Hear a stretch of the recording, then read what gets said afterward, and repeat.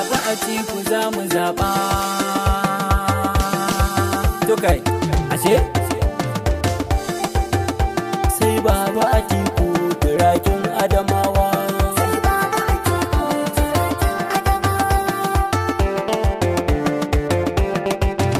Goben kiɗa na Baba Atiku mai masoya.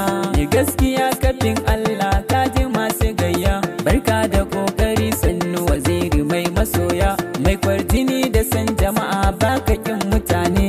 Wazirin Adamawa haske maganin duhu ne. Ka kainuwa da shan Allah muku uban tukwane. Sahu na gewa ya take na rakumi hakan ne. Tirakin Adamawa za mu zaɓa a ƙasar mu hakan ne. Inuwar giginya mai sha da na nesa za shiri